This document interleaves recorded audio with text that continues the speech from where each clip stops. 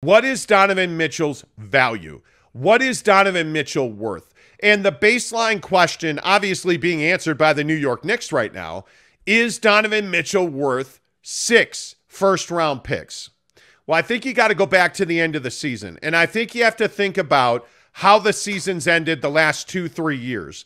And you have to ask yourself how much responsibility is in the lap of Donovan Mitchell. So on that level, Jake, how much responsibility would you put on Donovan Mitchell for the failings of the Utah Jazz? Yeah, I mean, I think that there's definitely, he has a certain level of responsibility. How much of that is on him? I mean, I'm going to say, yeah, a decent chunk of that is on him. I don't know, what percentage to put it at or how to kind of quantify that, but you're Donovan Mitchell. You're the star of the Jazz. You were the face of the franchise and still are. Obviously, he's still a Jazz man, hasn't been traded yet, but yeah, I mean, I think that you have to put a good chunk of it, and I think that the Donovan haters or the people who aren't big fans of Donovan are going to say that his defense is lacking, and that really killed him in the playoffs, and Don didn't make shots, and he had a rough run. Like, yeah, I mean, you could say all that about Donovan Mitchell, but what I'm going to sit here and say is that Donovan Mitchell is also the reason that you got to the playoffs. Donovan Mitchell is also the reason that you've been the team that you've been the last several years. So that's why I say I feel like for Donovan, it's just such a difficult place to be because you haven't done enough to really get to that level where nobody doubts what you're able to do, but people believe that you have so much more to show. And so that's the tough part. So, how responsible is he? Yeah, I think he's got a big part in it, but at the same time, he's also responsible for the team you were and all the success you had. So that's why I think it's really difficult. But would you say he's worth 6 first-round picks? Before we answer that question, I want to play this video from Shaq after the Jazz got knocked out of the playoffs by the Dallas Mavericks, because obviously Shaquille O'Neal has been one of the noted critics of Donovan Mitchell. Obviously, they had that odd interaction on TNT that one night, a year ago now, where Shaquille O'Neal said that Donovan Mitchell wasn't good enough to carry a team to a championship. I guess that's the question here, is how good is Donovan Mitchell? Because 6 first-round picks, to me, that's way too much for Don. And I look at the New York Knicks right now, and I look at the hesitation.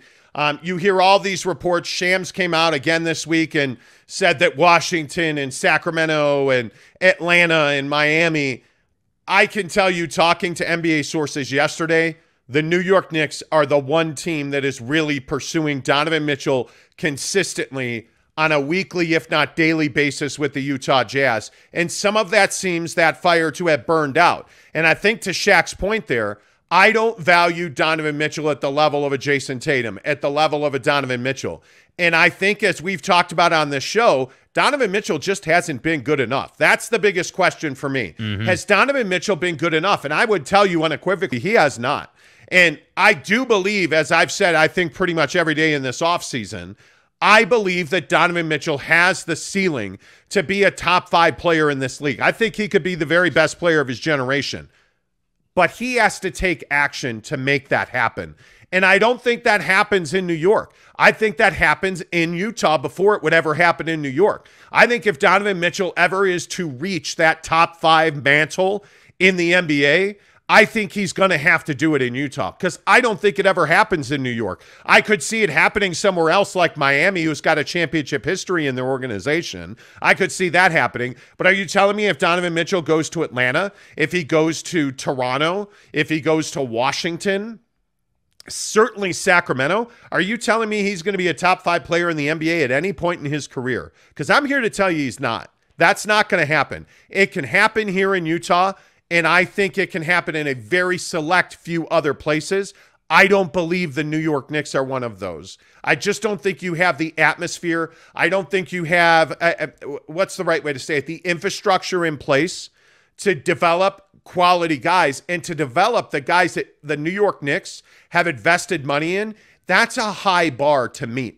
And I look at a guy like a Jalen Brunson, I think is a very good example of this. Jalen Brunson is far from a finished product, but now you've paid him like a guy that can carry a franchise. And I just don't know that that's the right thing to do there. And you've paid Mitchell Robinson, and you're going to pay RJ Barrett, and you're paying, in this case, you would be paying Donovan Mitchell.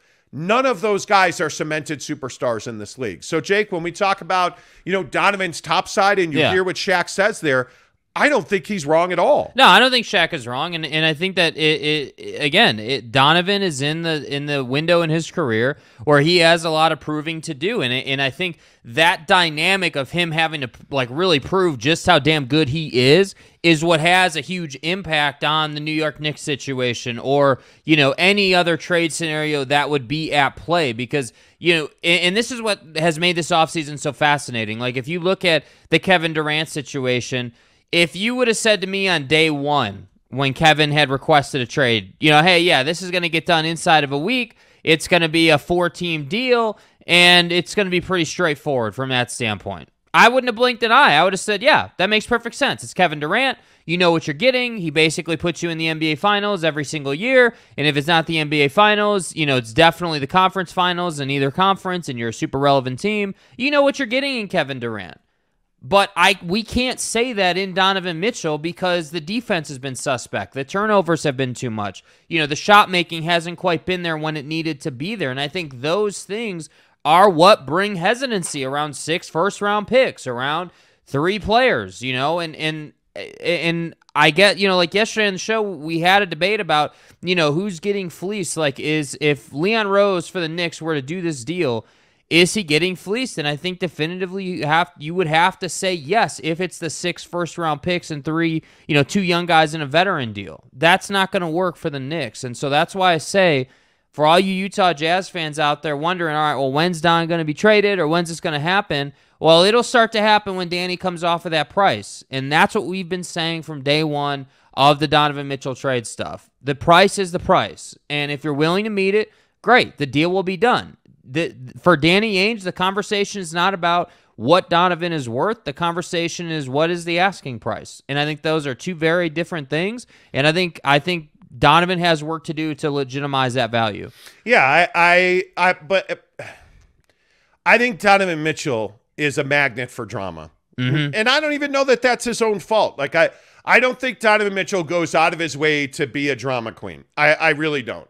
I think Donovan is just one of those guys that is magnetic on the floor. His game is something that I think a lot of people like and want, but that creates drama because, again, you have a situation in a guy like Donovan Mitchell that's linked to one of the most dramatic franchises in the NBA and the New York Knicks, and you have a guy that is polarized and separated a fan base because you traded Rudy Gobert, which, again, the perception was you traded Rudy Gobert to keep Donovan Mitchell, which I think is pretty close to reality. But I also think there's a lot of people in Jazz fandom that don't like Donovan Mitchell. I think there's a lot of complexities around our community here in Salt Lake City. I think there's a lot of complexity around who Donovan Mitchell is as an activist and what his belief system is and what his political views are. And just all of this stuff has created a certain aura of drama around Donovan Mitchell. And frankly, I don't know that it's warranted. Mm-hmm. I don't think that Donovan Mitchell has said or done anything to drive all the drama that surrounds him. And frankly, if the Jazz do trade Donovan Mitchell, I don't think they're getting 6 first-round picks. Let's just be honest about it. But if the Jazz do trade Donovan Mitchell, I think you're looking at a situation where somebody's going to get a gem. And because I think Donovan Mitchell is going to come out, I think he's going to average 30 points a game the first half of the year. I don't think there's any doubt he's going to be an all-star. I have no doubt about that. None whatsoever. No hesitation. Yeah. Donovan Mitchell is going to be an all-star this season. Whether that's in a Jazz uniform or a Knick uniform, Donovan Mitchell is going to be in the all-star game. And I think when you look at what he is doing this offseason, it's no different than when he's done any other offseason. He is busting his ass. And that's exactly what you ask him to do. And my feeling is, and I could be completely wrong about this, but my feeling is that Donovan Mitchell is ready to erupt. And I hope it's in a Jazz uniform. Because, again, and I don't know how much more clearly or unequivocally I can state this. I've been told point blank multiple times, Donovan Mitchell has never asked for a trade. Yeah. He has never said, I don't want to be here. He has never hinted he doesn't want to be here. I don't believe any of the stories that he's leveraging CAA to make a trade happen. There is no evidence that has ever happened. Infowars.com. I mean, seriously, like there's nobody has ever said that Donovan Mitchell has orchestrated some large conspiracy operation to get himself out of Salt Lake City. But isn't there value in him talking a little bit more through the offseason? Because that's one thing that just hasn't happened. Like, I don't know about that. But, like, we talk about how Donovan, has kind of been a magnet for drama. And, obviously the Donovan Mitchell, Rudy Gobert thing was a whole saga, if you will, for this team. Part of me thinks, hey, why hasn't Donovan said anything? I respect the fact that he's not out in the media and he's not doing a lot. But even if all it takes is one 10-minute interview on FaceTime for him to just say, hey, I haven't asked for a trade. I love it here. I want to be here. I'm super excited about the new uniforms and the direction of the organization. Can't wait to suit it back up in the fall. That is literally all it would take to settle down all the drama. But that hasn't happened. And so I'm just curious if that's a strategy. Is it a strategy for Donovan not to say much? Well, no, or what the point is? I think, as a friend of mine just texted me, when Donovan talks, he loses money. Well, that's fair. It's that simple. When Donovan talks, he loses leverage. Right now, I just don't. What's the upside? What would you have him say? What would you? Well, I think there's always.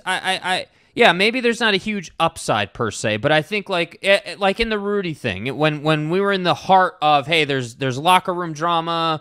Donovan and Rudy don't like each other. There's division in the team. I would have loved for Don to have just come out and said, hey, yeah, every team goes through some stuff, and we're working through some things. I think that's. But he said on TNT. That, hey, we have great chemistry. When they were 11-4 and they had won 7 in a row, he comes out on TNT. I watched it last night and said we have great chemistry. So then all of a sudden the whole Rudy meltdown happens and people are like, well, you said you had great chemistry. I just think Donovan Mitchell is well aware that he loses when he talks, no matter what. Says the right thing, no, that's a loss. Says the wrong thing, well, that's a bigger loss. There's nothing right now. If you think about the situation that he's in, and if the Jazz are to trade Donovan Mitchell, if he comes out and says, I don't want to be traded, what happens? The Jazz lose currency. Well, I want to be traded. What happens? Well, the Jazz lose currency. If he says, I want to go to the Knicks, what happens? The Jazz lose currency. If he says, I don't want to go to the Knicks, well, now all of a sudden he's a bad guy in his hometown. There's no winning for Donovan Mitchell. He loses every time he says something. So when he comes on a show like ours, we're going to ask him pointed questions. And I will candidly tell you, I've asked Donovan Mitchell over a dozen times to come on this show. His agent has not responded one single time. I have DM'd Donovan on every platform. He has not responded one time. Donovan Mitchell does not want to talk. He does not want to do interviews. I have talked to just about every other Utah Jazz player or his agent. And trust me when I say, when they have something they want to talk about, they'll be here. Right? Donovan Mitchell doesn't want to talk because I think he's savvy enough to know that there's no upside to that. Yeah.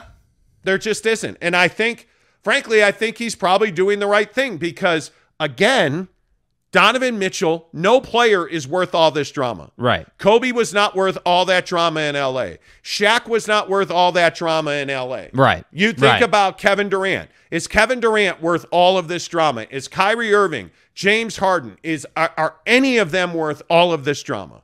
Yeah, I mean, I guess not. I mean, I think the only guy that I could definitively say has been worth it is LeBron because he won a championship with the Lakers, But at the same time, that's one season. So yeah, I mean, there's most guys are probably not worth all the drama.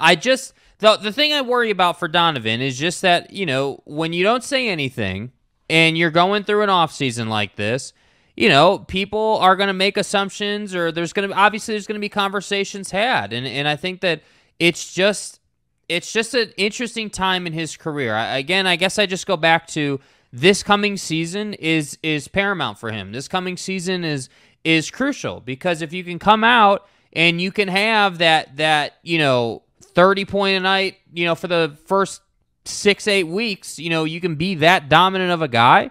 That's going to do wonders for your reputation and it's going to do wonders for whatever team you're on. And by the way, I'm just going to keep saying, I think there is a lot of value in keeping him, because now you get to see what Donovan Mitchell is like without a 7-footer slowing down the pace of the offense, without a 7-footer eating a bunch of space.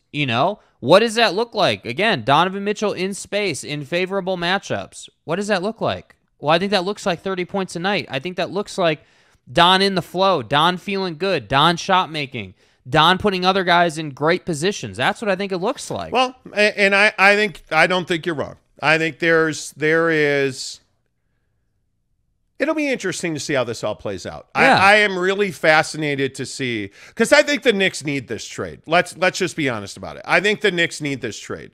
The Knicks need overwhelming community support, because I think as much as we talk about the Jazz needing wins this offseason, I think the Knicks, the NBA is better when the Knicks, the Lakers, the Celtics are good. Those nameplates. When the big markets are good, markets like San Antonio, certainly Salt Lake City, second-tier markets that are smaller in population, that don't have the TV size of a LA, Chicago, New York, Boston, Philly.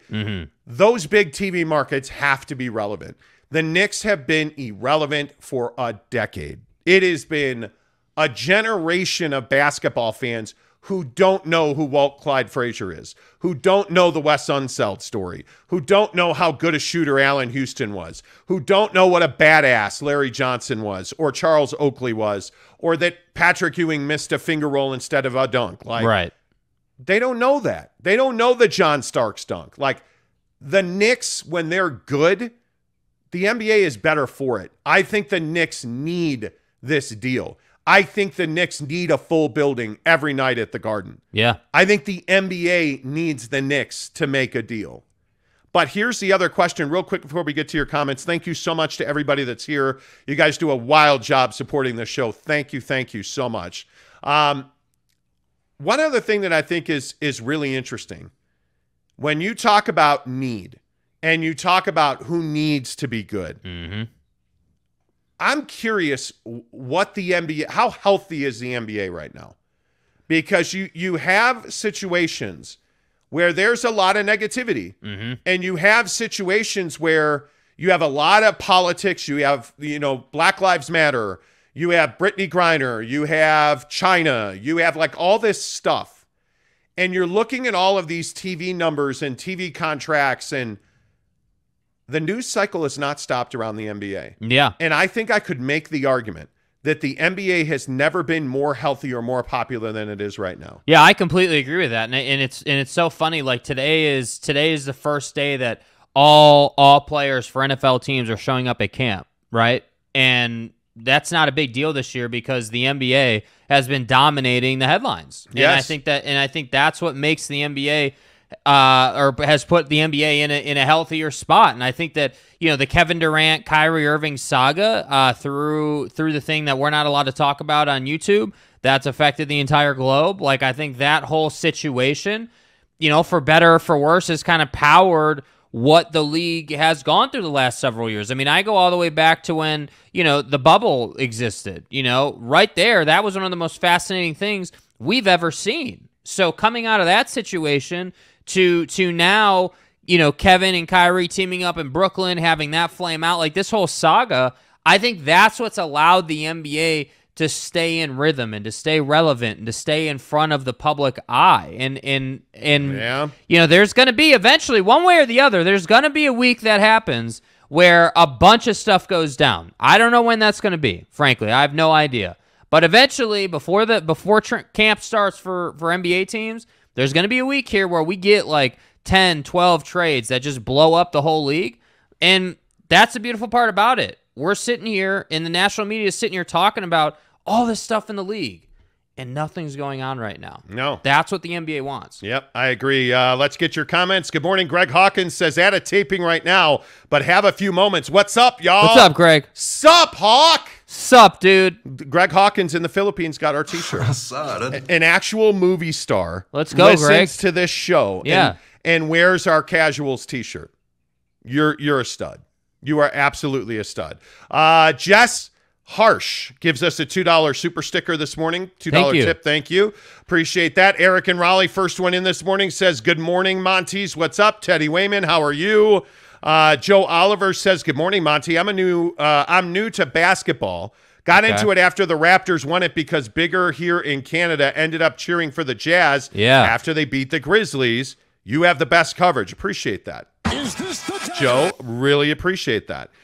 Jesse Harsh says, morning, boys. If the Jazz trade Don, they would have acquired double-digit first-rounders this offseason. In your opinion, what's the potential of this Jazz team with all the draft capital? I mean, I think you're in a position to rebuild much quicker. Right. But if you don't trade Donovan, I don't know that you're completely rebuilding. Because Donovan Mitchell, in my opinion, and again, it's my opinion, Donovan Mitchell's that guy that can be an alpha male. I think Don's a guy that can carry a team. I don't know if the right pieces exist in either Salt Lake City or New York right now for them to win championships. In fact, I know they don't. But Donovan Mitchell can be a big part of that. So I think the upside's tremendous. Eric and Raleigh says, Jesse, with Danny Ainge running the team, the potential is great. Totally agree with that. I think the potential is the sky's the limit, if I'm being honest. Like, if you trade Donovan Mitchell and you have all this draft capital, that doesn't mean you're just going to go ham in the draft. I think what that looks like because of, Danny Ainge, as Eric was just saying there, I think what that looks like is twofold. I mean, yeah, you may make moves in the draft, but I think he's going to leverage all that to rebuild a team that Will Hardy and this coaching staff can really apply in the way they want to apply them. That was the biggest problem with the Quinn Snyder era. It was always, hey, Quinn's got a system, but we don't have the players to run that system. That was always the problem. Yes. And I think that's what they're trying to change. And so, again, I know this is repetitive, but they're not going to trade him unless someone comes with 6 picks and 3 players. That has always been the consistent messaging that we've got through our information channels. Because I don't think they're trying to trade Donovan Mitchell necessarily. I don't think it's hey, we got to unload this guy.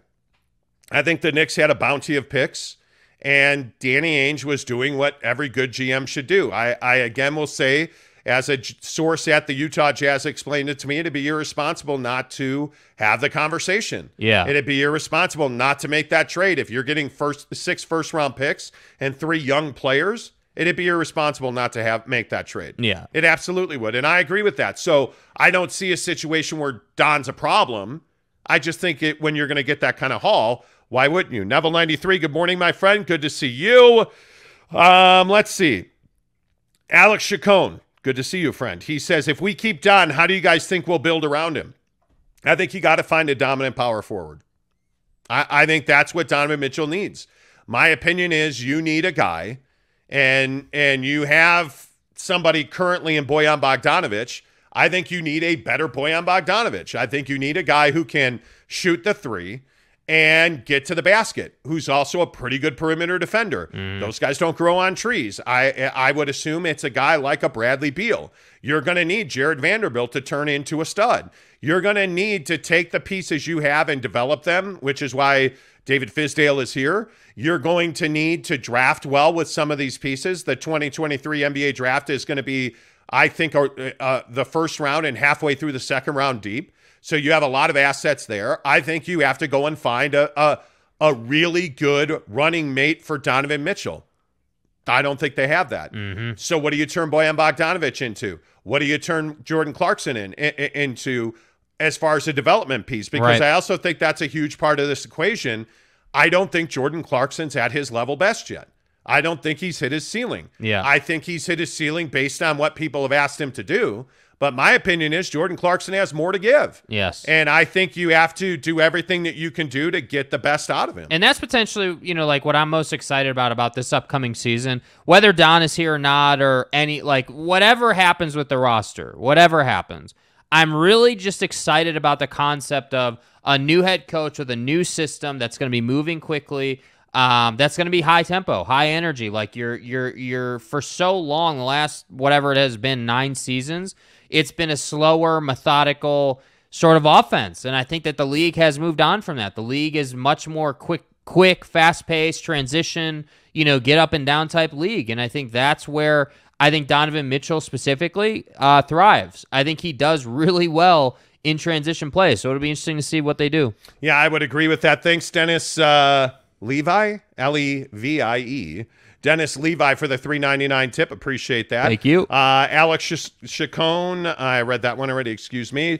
Davey Hamadani says, I'm a New York Knicks fan and would love to have Mitchell on my team, but for that price, no matter how good he is, I am still willing to walk away. You should Agreed. be. You should be, and I think this is one of the things that I think if you're a Knicks fan that you should be really encouraged about is that you have a guy in Leon Rose who is a veteran operator in NBA circles. I mean, this is not a rookie. Obviously, he's never been an executive before, but very clearly, Leon Rose knows how to negotiate, and he knows the value of a player. And I think what you're seeing in Leon Rose and the Knicks is that they're not willing to give up every draft pick they have, plus 3 young players, plus a veteran, to get Donovan Mitchell and pick swaps. Like, that doesn't seem like that's advantageous for the Knicks. In fact, I think most NBA people I've talked to have said that would be a loss for the Knicks. So I think Leon Rose is absolutely, working in the way that he should. And I think the interesting thing here is neither one of these teams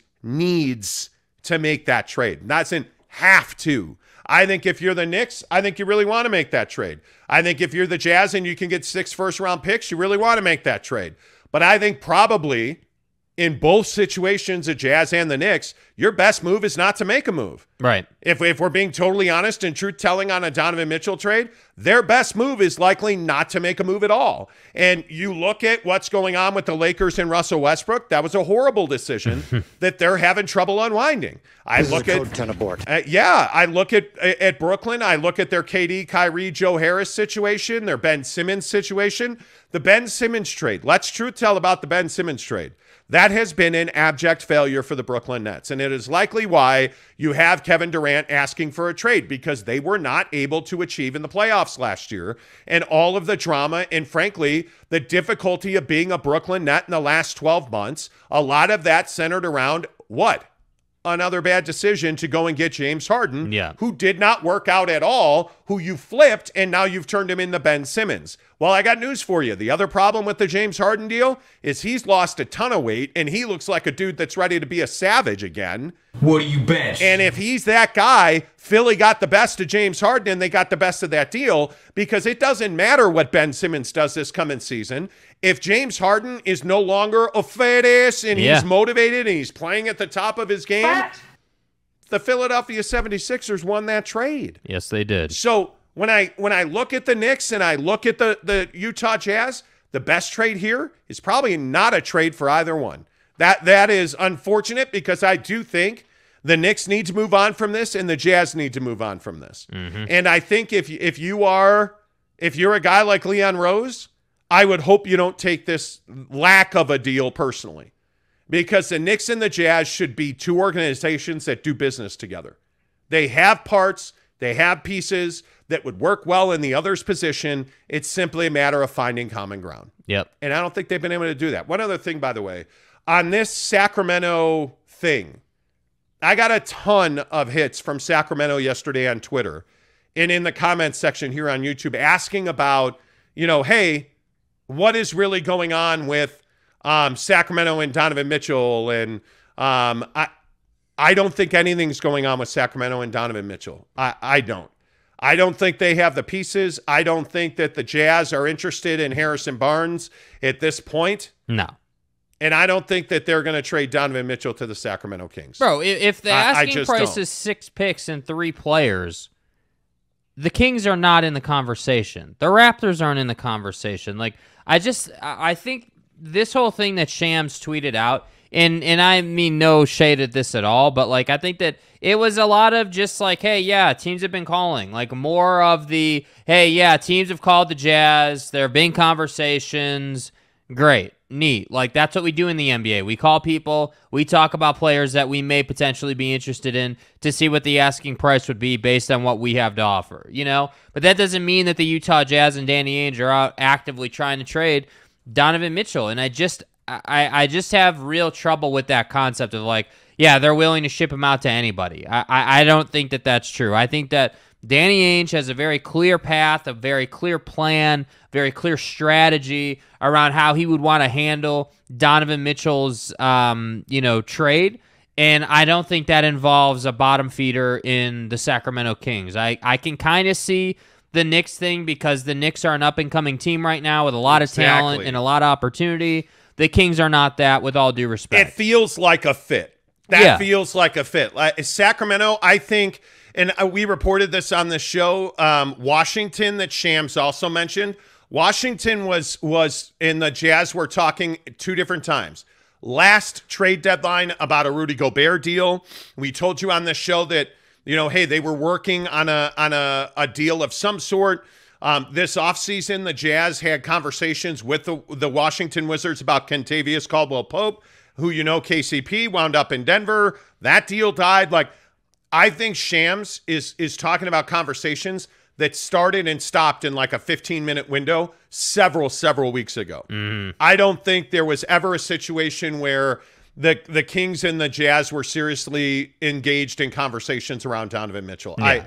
I have been told that did not happen, that it never advanced, that the Knicks have really been the only team that has really come to the table and said, what's it going to take to get this done? But why is that? Because they have all the assets to potentially do a deal. They have enough assets to at least have a sincere and legitimate conversation about it. Yeah. That's the difference. Yeah, and I think these are very difficult conversations. I agree with Jordan Clarkson destroys ankles, who says, I think the Sacramento Donovan trade rumor is a non-starter for Utah. I just agreed. If you'd asked me 6 months ago, I'd say the Jazz were definitely interested in Harrison Barnes. There is no doubt about that. And had they known that Halliburton was available, okay, now we can have a conversation. Not for Donovan Mitchell. I mean, I think a lot of this, and I think destroys ankles. That's your name. I mean, it is what it is, bro. I think you're exactly right on that. So I would agree with you. NY Jazz fan says, rising tides raise all ships. Utah Jazz need to rise the tide in their organization, culture, quality of life benefits. 100% necessary for all successful organizations. Yeah. You also don't have a TV deal. And this is one of the things that's so amazing to me. Yeah. Have we all forgotten that this team is not on TV and not on your cell phone? No. Have we all forgotten that? I can watch The Drew. I can watch Summer League. I can watch NBA TV right here on my phone. I can't watch Jazz basketball on my phone. It's incredible. I can't. Yeah, it is incredible. And the thing that's amazing to me, as we sit here today, Ryan Smith is a tech billionaire who has not said word one about TV or streaming. Yeah. And I don't understand this.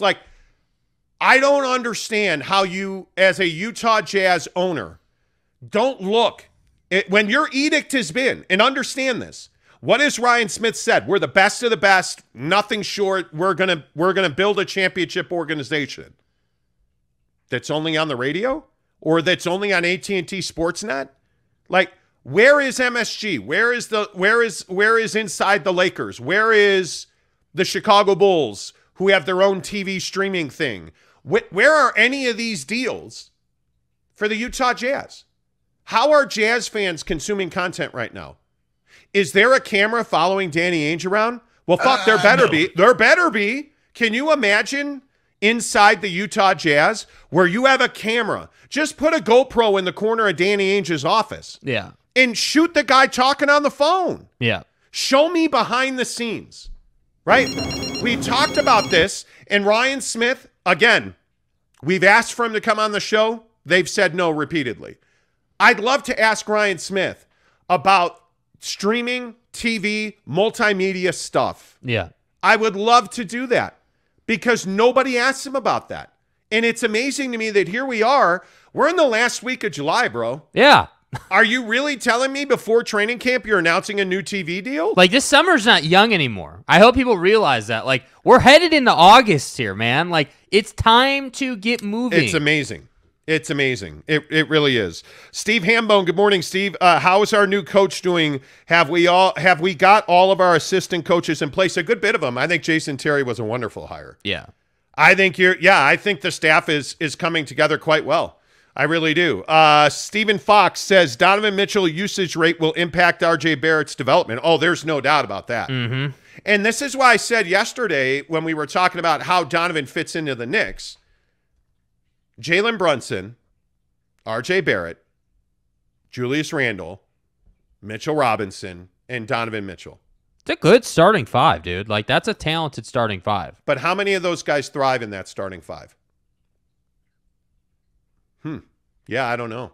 I don't know either. I think the guy that doesn't thrive, or not doesn't thrive, but the guy that would be most concerned in that situation would be RJ, because I could see a setup where Jalen Brunson's bringing the ball up. He's playing your traditional point guard role on the starting five. Donovan's playing your two guard, scoring guard role. RJ's at the three. And I think Julius and Mitchell Robinson are gonna be setting a lot of screens and have a lot of movement. Like, that's Julius how Randle needs the basketball to be his best, to be any part of his best. And here's my point on that starting five: none of them will thrive. None of them. Mitchell Robinson isn't a volume player, but you look at Julius, R.J. Barrett. I think R.J. Barrett is the best point here from Stephen Fox. I mean, listen. R.J. Barrett needs the ball to grow, but so does Donovan Mitchell, and so does Jalen Brunson, and Julius Randle, and But if you make the Donovan deal, it's time to stop talking about growing and talking about getting into the playoffs. That's what it shifts, man. But see, that's the problem. I don't think that's where the Knicks are.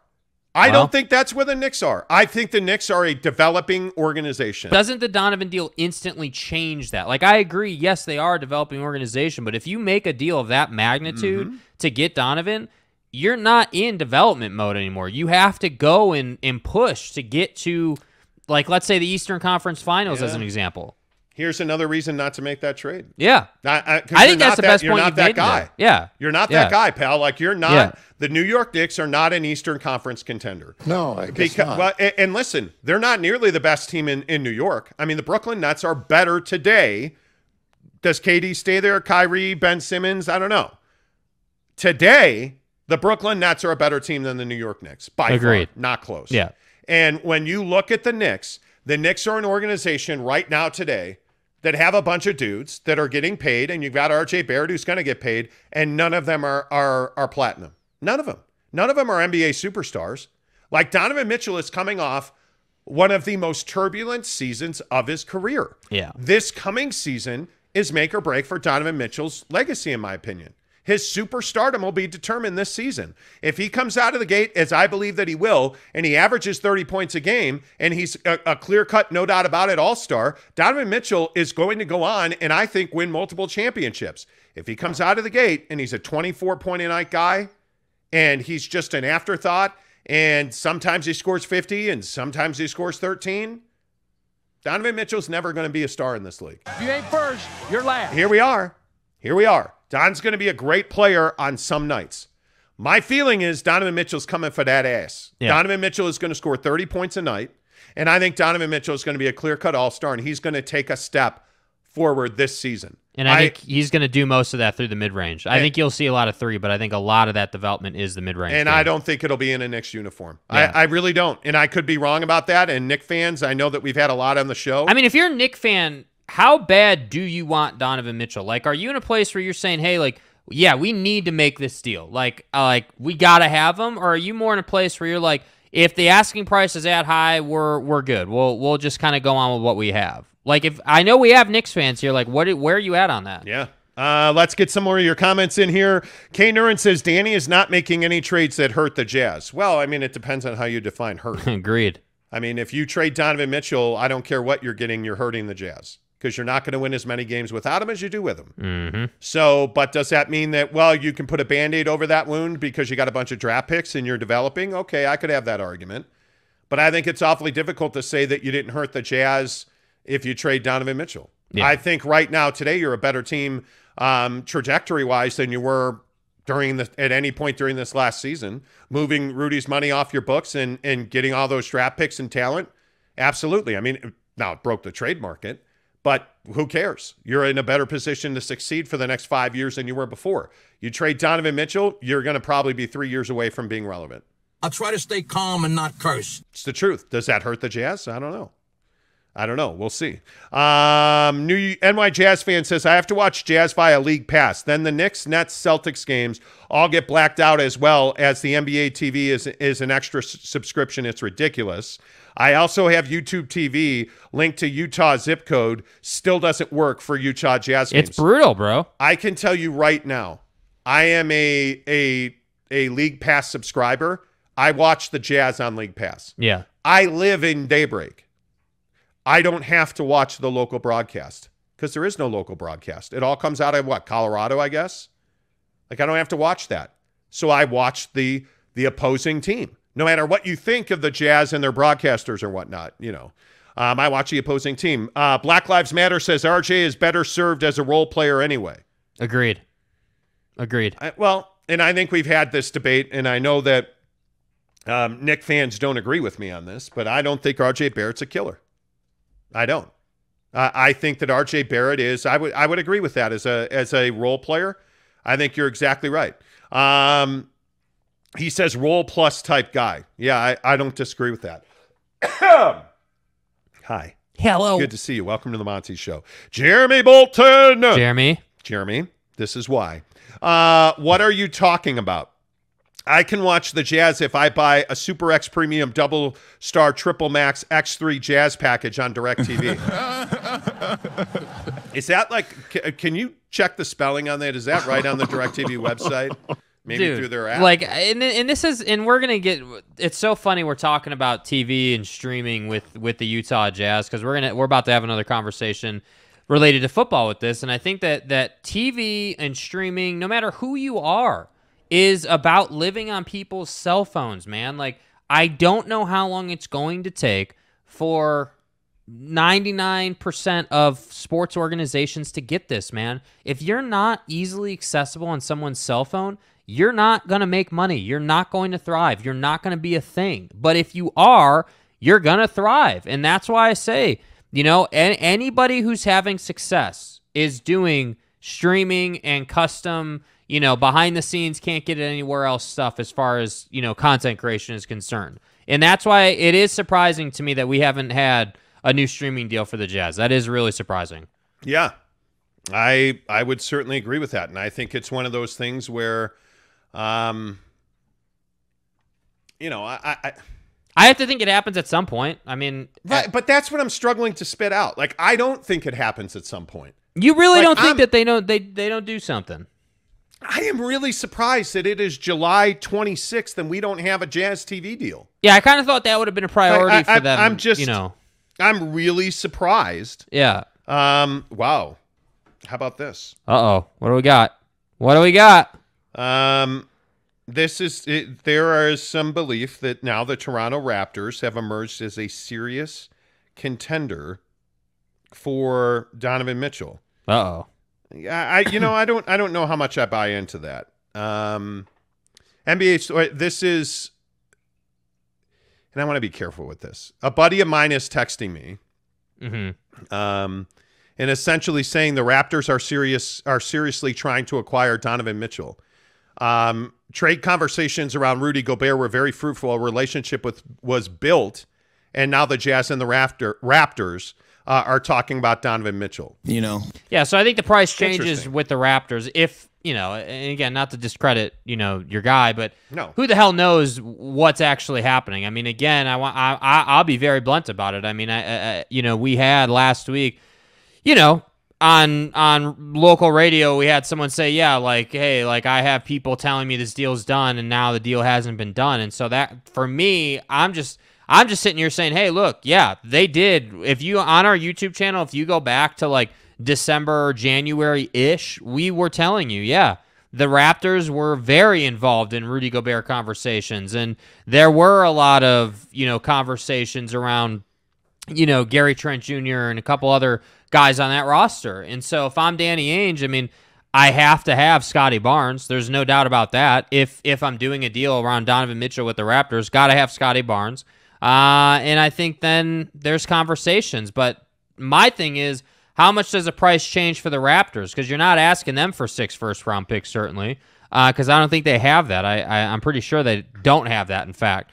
So it'll be interesting to see. Like, I think that's more of like a head-up deal. Like, hey, I'm getting, we got to make the money work, obviously, but I want, 2-3 players that are key contributors now if I'm giving you Donovan Mitchell.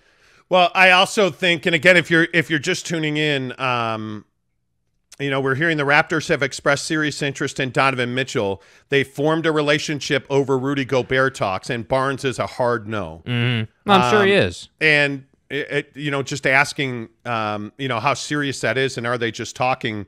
But I think, one of the things we've talked about so regularly here on the show is that, the Jazz and the Raptors have had a lot of conversations about trades. And I think we just go back to what we talked about at the trade deadline last year where people mocked us and said we were dumb and you're just those YouTube hacks. Mm-hmm.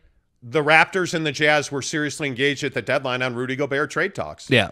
And I think that's when the Bulls emerged. They weren't willing to throw in Pat Williams. And by the time the Bulls were willing to throw in Pat Williams, things had gone too far down the road with Minnesota. And then it turns out that Atlanta, Chicago, and Toronto all lost out on that. But what we talked about at that time is that you build relationships through these processes. And, it's funny, I just said that a minute ago about the Knicks, but you have to think that the Knicks and the Jazz on some level have a relationship built here. Now, for better or for worse, for good or bad. But now when you hear about the Toronto Raptors being interested in Donovan Mitchell, I think that is, part and parcel to that process that happened at the trade deadline, where they no doubt had serious conversations about Rudy Gobert, and now you have a relationship that was built. And Masai Ujiri, the general manager of the Toronto Raptors, is a fabulous executive. And I think a guy like Danny Ainge and Ujiri are guys that will get along famously. Yeah. And so you have two pros that know how to build winning organizations, and I think it only makes sense that they have a relationship through those conversations. I don't think there's any doubt that if you look at Van Vliet, if you look at Pascal Siakam, and you look at Donovan Mitchell, I think in some form or fashion that's a pretty good threesome that you could put on the floor in Toronto and do quite well. Scotty Barnes is a hard no in Toronto. I think we talked about this through the Rudy Gobert conversations, Jake, that Toronto's not going to give up Scotty Barnes. Yeah, and I think the difference with Toronto versus the Knicks, let's say, is that Toronto has guys that they can offer in a trade deal that allow you to speed up your timeline as far as winning is concerned, as far as the Utah Jazz are concerned. And I think that's the fascinating part of it. Like, a Knicks deal is draft capital, younger guys you got to develop. A Raptors deal is guys who have been playing in the league, guys who can come in and be contributors right away. Yes. Like, that speeds up your timeline, in my opinion. So, to kind of paint this picture, let's say you did do a Raptors deal and you sent Donovan and you got Gary Trent Jr. and a couple other guys from that roster to come in. Okay, well, now I can go and trade Conley, Bogey, and a lot of people think they're going to trade Beasley as well. And now I can really start to round out a starting five. And then I can get to work on my depth. So, yeah, I mean, I think there's a lot of credence to a Raptors deal. What value they can get back and what Danny wants, that's a different conversation. Yeah, it'll be interesting. Brett Robbins says Devry Bucket O'House Davis. Yeah. Exactly right. Yes. Good point. Don't forget, we're giving away a trip for two to see BYU in Las Vegas, taking on Notre Dame as part of the Shamrock Series. We're giving you a trip for two. With 2 tickets to the game, 2 nights in a hotel in Las Vegas, and a $250 gas card to get you there. And all you have to do is subscribe to this here channel. Would really help if you give us a thumbs up. It helps the channel grow. But please do subscribe, and it is all brought to you by our good friend Devry Davis at Academy Mortgage. 801-543-9666. 801-543-9666. Devry Davis, NMLS number 278545. Academy Mortgage and Devry Davis are equal housing lenders. And I know we talk a lot of hoop on this show, but you got to talk about your life as well. And if you're looking to buy a house, or if you're wondering, if you are sitting here watching this show today and you're asking yourself, can I afford to buy a house? Nah, I can't afford the down payment alone. Will kill me. Please, I'm begging you. Call 801-543-9666.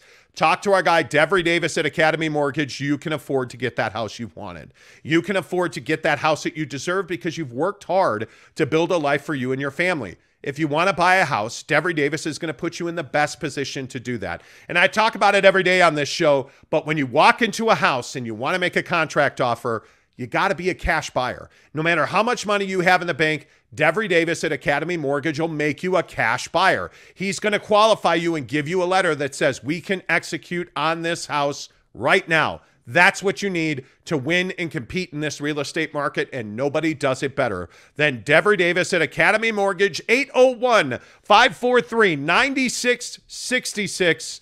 Devery Davis, Academy Mortgage, presents our BYU Drive Away to see BYU and Notre Dame at Allegiant Stadium in Las Vegas. The Shamrock Series, it's going to be fantastic. It's October 8th. The trip is October 7th and 8th. You get 2 nights in a hotel, 2 tickets to the game, and a $250 gas card to get you there. And it's all presented by Devery Davis at Academy Mortgage. So if you're just tuning in, we're talking Donovan Mitchell.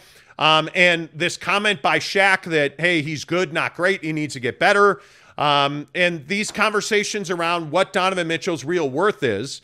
And, you know, it's interesting is we're having conversations around whether or not, you know, other teams are interested. We're hearing this morning that the Raptors are very interested in having conversations around Donovan Mitchell. Yeah. Nothing is close. Scotty Barnes is off limits in those conversations. But what happens here is I think you see momentum building. The Knicks clearly, as we reported last week, I think it's been proven right. The Knicks are very frustrated with Danny Ainge and the conversation and negotiations that are happening around Donovan Mitchell. I would be. And I think if you are the New York Knicks, this is the very last thing you want to hear. If you are serious about acquiring Donovan Mitchell, you don't want to hear that the Toronto Raptors are very interested in acquiring Donovan Mitchell. I don't think you want to hear that. The good news is the Toronto Raptors don't have 6 picks and 3 young pieces of talent to give you to make that deal happen.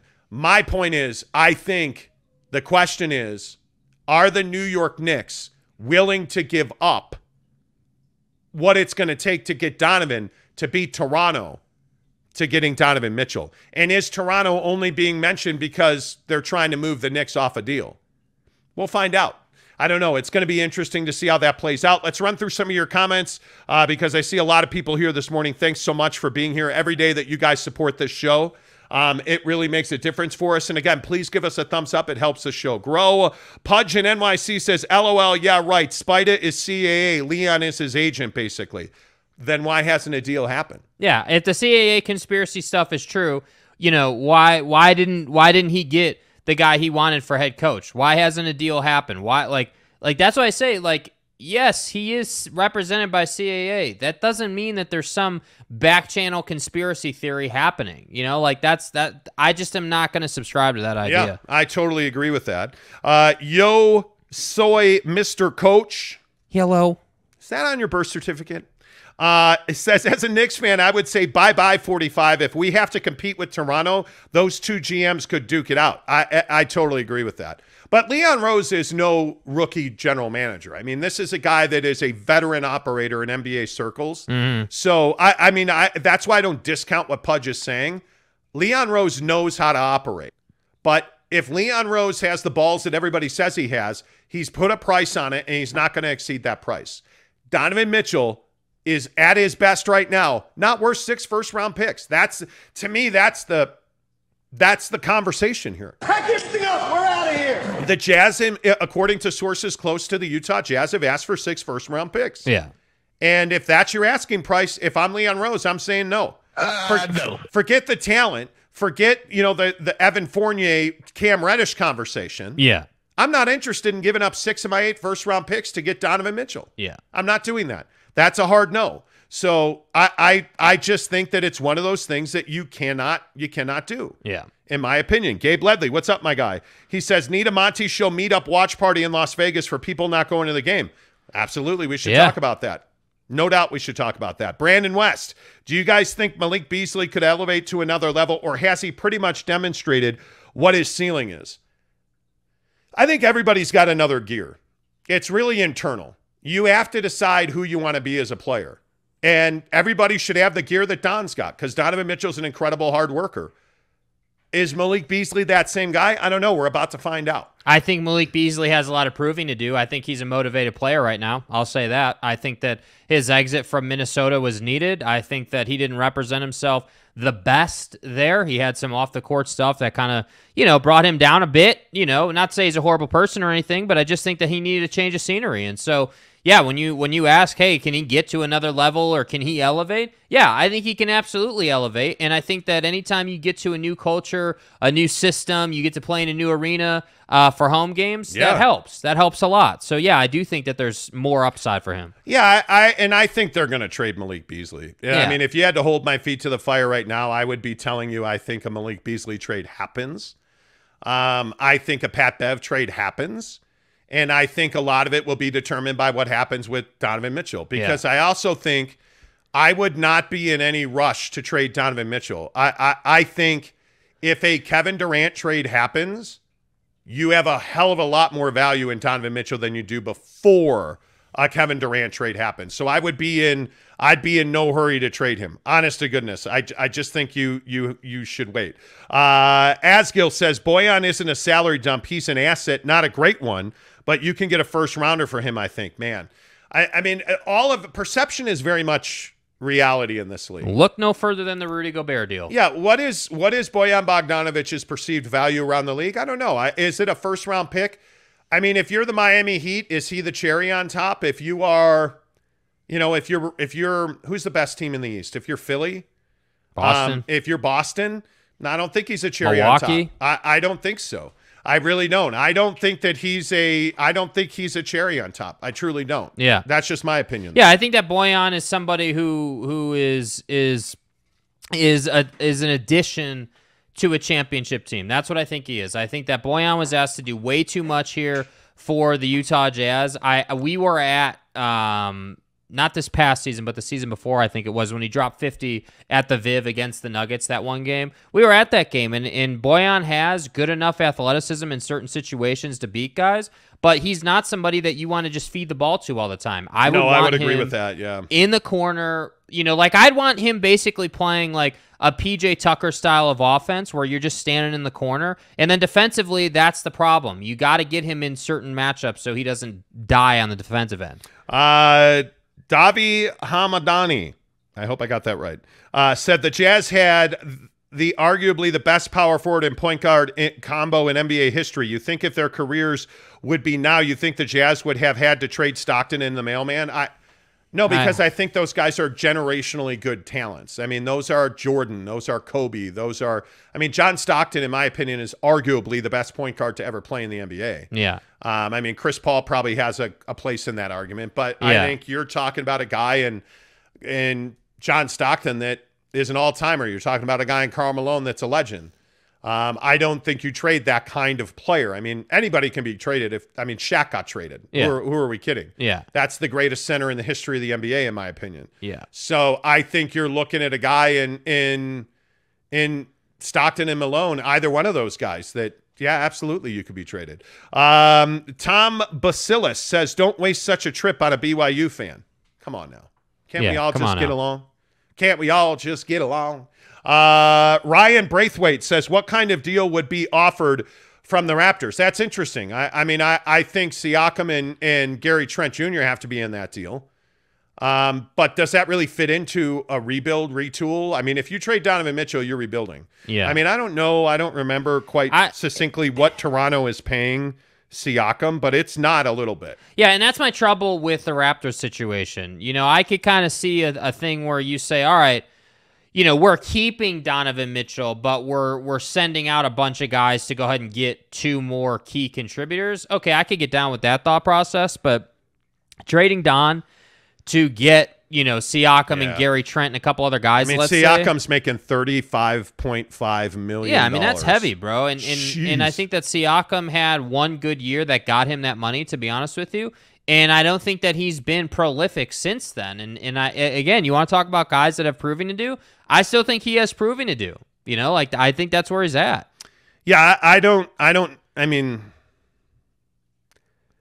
think they probably have it. I honestly don't. I don't think you're trading Donovan Mitchell to to Toronto. I mean, if I look at what's really available on their cap, I'm not a buyer. I am not. OG Anunoby and Gary Trent Jr. without Scotty Barnes doesn't make me excited to make a Donovan deal with the Raptors. I mean, Malachi Flynn, Birch. Like, it's just okay. You see what I mean? Like, it's not like it's over the top. Like, yes, no, not they've at all. got this guy who we could build around, let's say, or who, like, there's not a difference maker. And that's why I say a deal with the Raptors. The reason the Rudy deal with the Raptors was such a nice fit is because at that time, Rudy had a lot of value in the league, and you could keep Donovan Mitchell, add, OG Anunoby and Gary Trent Jr., and now you're off and running with a playoff team. That's why that fits so well. Yeah, and they don't have enough draft picks either. I just don't see why you would do that deal if you're the and that's what I'm saying. Jazz. Like, if you're Danny Ainge and you're looking at this, what are you asking for? Because it's not going to be 6 first-rounders. But you know what this says to me? Again, I think the Jazz are involved in a three-way deal. I think, and I've been talking about this for weeks off the show. Yeah.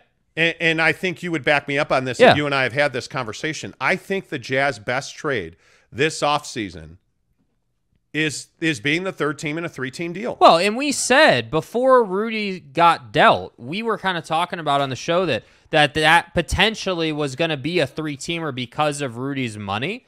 But again, see, this is what I mean. Danny Ainge has so many connections in the league, that putting together 3-team deals, getting executives involved, like whatever it takes to get it done, he will find a way. It's just a matter of what's coming back based on his behavior and what's been reported and all the information that we get. The consistent theme has been essentially that Danny Ainge has his prices. Danny Ainge has what he wants and the way the deal is going to go down. And if it doesn't go down that way, he's not going to be involved. That's the kind of operator that Danny Ainge is. So when I look at potential 3-team situations or like other possibilities of moving Donovan Mitchell, I like the sound of a 3-team deal. I like the sound of being a part of a 4-team deal as far as KD is concerned. I think there are benefits there. I think there's a lot of opportunity. We're literally sitting here on the show this morning having a conversation about a Toronto Raptors team that doesn't have enough assets to get the job done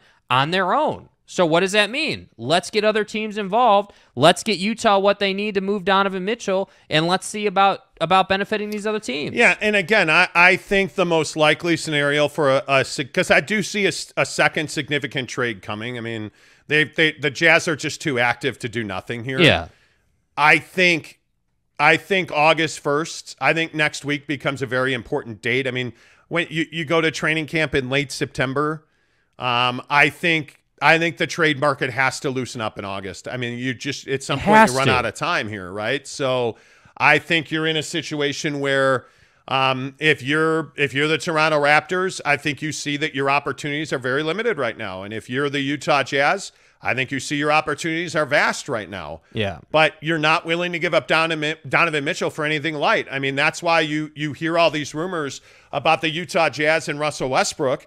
The Jazz have no desire to have Russell Westbrook on their roster, as it's explained to me, but that does not mean that the Jazz would not trade for him and buy him out. I think that there are teams in this league, including the Washington Wizards, who would like to have Russell Westbrook on their roster. And if Bojan Bogdanovic has to wind up back with the LA Lakers, who I know would like to have Bogdanovic, I think they would like to have Mike Conley. Mm-hmm. If those two guys wind up going out and the Jazz are a conduit to get Russell Westbrook to Washington, I could absolutely see that happening. I mean, the next time I hear that the Jazz would have interest in Kyle Kuzma will not be the first time. Yeah. So I know that the Jazz and the Wizards have had conversations in the past. I know that the Jazz and the Raptors, I know that the Jazz and the Hawks, I know that the Jazz and the Mavericks, the Bulls, certainly the Bulls and the Jazz have had many conversations. I mean, the Jazz have trades out there. It's simply a matter of which ones they like and which ones they're willing to execute on. And so when you hear these new rumors about the Toronto Raptors wanting to be involved in a Donovan Mitchell deal, that's not surprising. But here's the one problem that you come away with. If you trade Donovan Mitchell in a 3-team trade, can you get what you need in return? And I would tell you that's going to be very difficult. Yeah, because I'll have to figure something out. I don't see you getting 6 first-round picks for Donovan Mitchell in a 3-team deal. I don't see you, getting 6 first-round picks in a scenario where you're buying out a player at the value of a Russell Westbrook. I just don't see that making a lot of NBA sense. So I think it's very difficult to make trades in the NBA, especially when you're asking prices as high as it is. So when you say, what kind of deal could be offered by the Raptors, I don't know that the Raptors have a deal on their own. I really don't. Eric and Raleigh says Devery does the damn thing. Yes, he does. Yes, he does. Whether you live in Utah or you live somewhere else, he certainly can help you in any way, shape, or form. No matter where you live, Devery Davis can help you or put you in touch with somebody in your market that is a really good mortgage professional. Call Devery Davis today, 801-543-9666.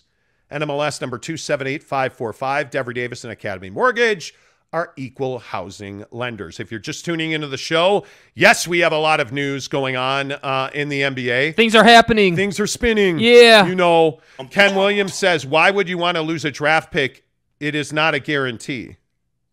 What do you mean lose a draft pick? Help me understand that. 00 Jordan Clarkson destroys ankles.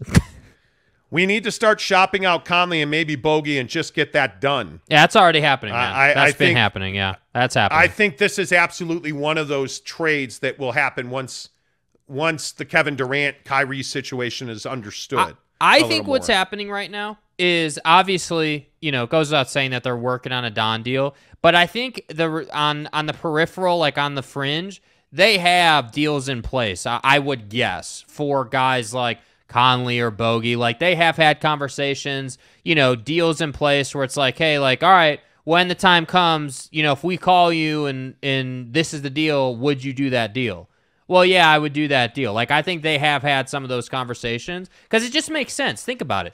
The whole league is waiting for Kevin Durant. The whole league is waiting for Donovan Mitchell. So while you're sitting here spinning, waiting, if you're Danny Ainge, what are you going to do? Well, I'm going to get my ducks in a row on everything else. I know I want to move Mike Conley. I know I want to move Bojan Bogdanovic. I know I want to move Malik Beasley. Let's get all those in a row. That way, when dominoes start falling, we can move quickly and get ahead of this thing. To me, that's the level with which Danny Ainge works at, and that's why you got to love him. Yeah, I think that you have to find a way to make deals to make this roster better. That's what I'm saying. Askell says, can't trade Bojan until we trade Don. If we don't trade Don, we need to field a team still. Well, but I mean, you're gonna do that. Yeah. Bojan Bogdanovic, especially with Jared Vanderbilt here, Bojan Bogdanovic becomes expendable. But at the same time, I kind of get where you're coming from. Like, you'd like to still be, because again, speaking of things that Ryan Smith talks about, the goal has been to win championships and win now. Like, that's been their stated goal. So that's why I say, like, I think 2 weeks ago, we did the retool versus rebuild thing. And obviously, if you trade Don, yeah, it's a rebuild. But I don't think it's a 5-year thing. I think it's a 2-year thing, honestly. And that's why I understand where you're coming from with that comment. Yep, a couple more. Ryan Scandura says, because getting a top 5 pick has a higher success rate than being in NBA purgatory winning 30 games. Well, that's ain't no doubt about that. He also says, do you think the Jazz want to do the Don deal before KD gets traded? No, I think if they had their ways, Kevin Durant would get traded, and then they would drive up Don's value. Or what happens if it comes out that KD, Kyrie, and Ben are going to play together this year? Because I still think that's a possibility. Like, I still think that's on the table. Yeah. Casey Finlandson, good morning to you, friend. He says, or guys, or the Jazz keep Don on the books and build around him. Yes.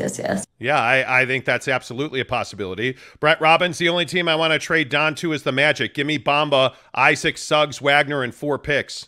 Jeez, what a haul. I can't disagree. Shout to Mobamba. I mean, yeah.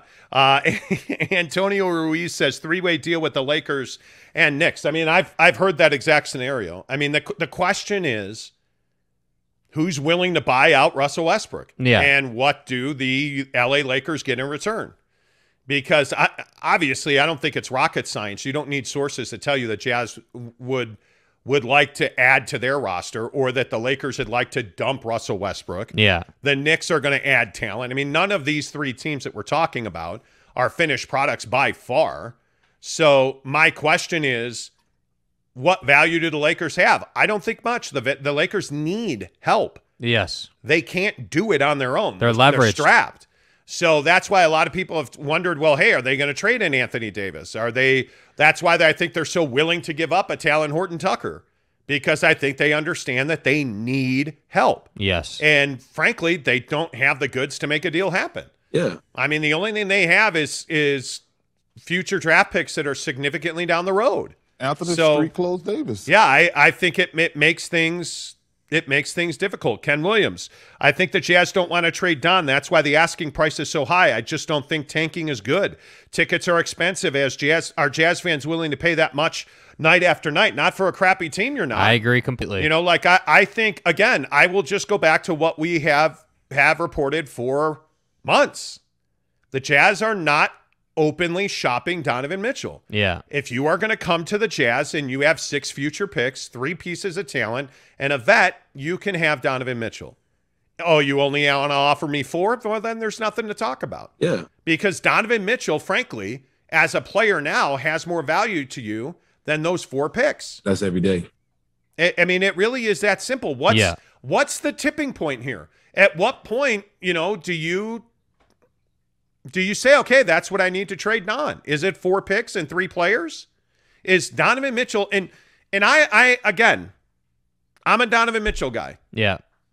Donovan Mitchell isn't worth 4 picks, 3 players, and a vet. It's just not worth it. That's well, fuck, man. That's 7 assets. Yeah.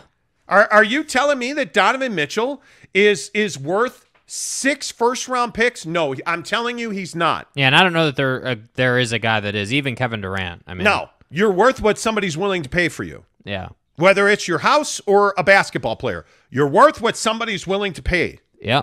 Donovan Mitchell is not worth 4 first-round picks. And That's not what we're about. And 3 players. Yeah. And 7 total assets and pick swaps. The answer is no. He's not. I don't care if you're the Knicks, the Lakers, your mom. Zach Wilson's mom's best friend. Right. He ain't worth 7 assets. No. Is he worth 10? Hell no, he's not.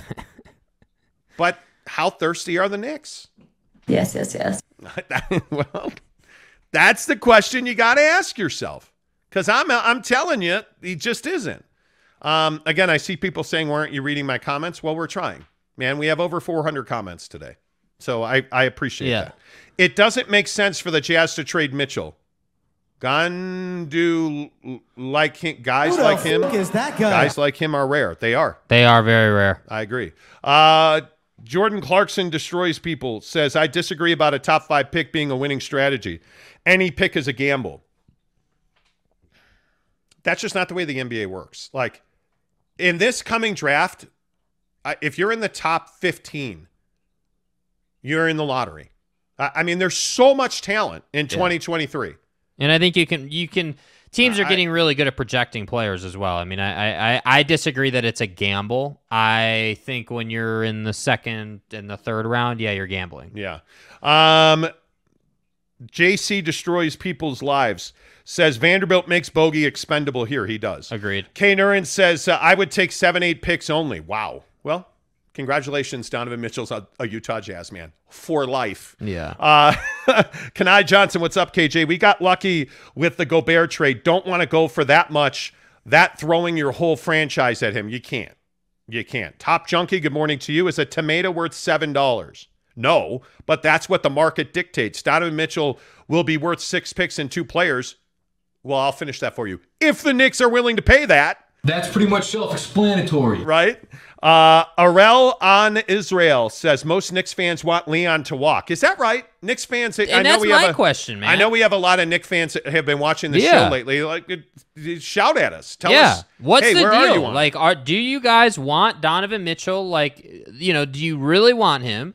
Or are you willing to walk away from that steep price? Because I agree. It's a really steep price, and I think there's a strong case that it's not worth it. Yeah, I agree. I totally agree. Jeremy Bolton says, is Ben Chilwell available for a Donnie trade? Man, I hope so. Donovan Mitchell's a better football player than Ben Chilwell. Good to see you. Daniel Westover says, Frank Ntilikina was a gamble. Well, agreed. Frank Ntilikina was a gamble. Lou Memorabilia says, Lakers get Cam Reddish, Fournier, Randall. Jazz get 4 Knicks picks, 2 Lakers picks, THTIQ Grimes. Knicks get Spider and Bogdanovich. This works on Fanspo Trade Machine. And that's what I mean. Like, I don't think we should, and I appreciate you putting that in there. I don't think that we should get into, like, hypothetical, 18-team deals, right? Like, I think what we should be saying just simply is that the more teams you have involved, the more options you have. And that's why I think potentially that's why this could be taking some time. Yeah. Let's see. Talking with Raphael podcast. I want to see Conley and Boyan trade value. Yeah, I think a lot of people do. Raphael, I think you're exactly right. Ryan Scandura says, if Leon doesn't get Mitchell, I want Leon gone. Well, there's that. TJ McVeigh says, I love Conley, but the Jazz need to move on and get something for him. Davi Hamandani says, my stance on the trade. I'm willing to walk, as you should. Davi, I think you're exactly right. Yeah, dude. Is it Davi or Davey? My bad. Asgill says, if they give us their own unprotected, then we are talking about value, for sure. Pat Stocks says, Knicks fan here, at Ainge's price, we want Leon to walk. Want to negotiate? Sure, let's talk. Anybody else want to negotiate? Yeah, and I think that's how you have to be, man. That's how you have to be, bro. Name that tune. Anybody else want to negotiate? Come on, guys, come through. Come on. Come on. Come on. Come on. What movie is that from? Clean, methodical, and thorough. Exactly right. Thank you, bud. That's exactly right. B says, not true Knick fans want Don, but most want him just for the picks. Adding players is too much. Yeah. Could be. Top Junkie says, new to the channel, but I'm loving this show. Keep up the great work, guys. Appreciate it. Make sure you give us a thumbs up. Really appreciate you being here. Jeremy Bolton says, what is it going to take to get Caruso? He's the foundation to tanking. Well, it's funny you bring up tanking. Empty. The opposite of full. I don't see the Utah Jazz tanking. I really don't. They're not tanking. Well, they're trying to get a VW. That's just not. That's not the culture, man. Everybody wants to ride to the game in a Vanagon. It's a VW. They're not. Come on, guy. They're not tanking. They're not doing that. They're not trying to get the number one pick. My wife is glaring at me. VW is the nickname of the number one over. It's basketball. It's fine. Anyway, my point is, I don't think the Utah Jazz are tanking. I really don't. Jeremy, do not slander my boy Alex Caruso. Dangerous misinformation. He is somewhere walking around with a bunch of weed on him and getting ready to play defense. Ethan Awa says, are you still doing Jeep stuff? Yes, we are. But update the Jeep, bro. It'd be nice to get a track bar for the front end and so that we could have it installed. All I'm going to say is be here for the show Friday. Just be here for the show Friday, be here for the show Friday at 8 Mountain Time. Man. Huge announcement on the show. Huge announcement. Be here. Pat Stock says, Leon is more than willing to do a fair trade, but Ainge is known to be ridiculous. Yes, he is. I agree. Brett Robbins, just say what teams want. Jazz want 3 young and 6 picks. They might go down, but the Jazz don't have to trade. If no one wants to do that deal, that's right. And that's what I think it has to be. And that's what I've been saying like for the last week. Like, the price. If you're the Knicks, don't beat your head against a wall when you don't want to meet that price. And it's not a slander against the Knicks. I think I don't know that I would be comfortable with that asking price. If I'm the Knicks, it's 4 picks and the players mentioned. That's what I'm good with. I'm not giving you 6 picks and the players mentioned. That's not happening. Not a chance in the entire universe. Yeah. Am I paying that price? Yeah. All right, couple more because then we got to get to the Pac-12, Big 12. Ryan Scandura says Lonzo and Murray. Okay. New York Jazz fan says all other GMs want to do when Danny calls is talk about a potential DM trade. But what was he really calling about is moving Conley Boyan. Mm-hmm. It's like calling a girl to speak with her friend, not with her. Well, I mean, who doesn't, want to tap your sister? Like it is what it is. We don't know anybody who's been doing that recently, do we? No. No, Zach doesn't want to be friends with his mom, but his mom's friends, they're all Jets fans. They want. You guys are idiots. Fly with him. Kanai Johnson says, with the draft capital and the money we saved from Gobert, Danny can build a championship team within 3 years. I agree. Agreed. I totally completely agree. I agree. Wow. You guys are amazing with the comments today. Ken Williams says, great job, guys. I watch every day. Appreciate you, Ken. Thank you. Thanks for being here. Tony Twist says, I'm okay walking, but I wouldn't blame Leon Rose. Yeah, no doubt. Brett Robbins says, Pack 8 news, baby.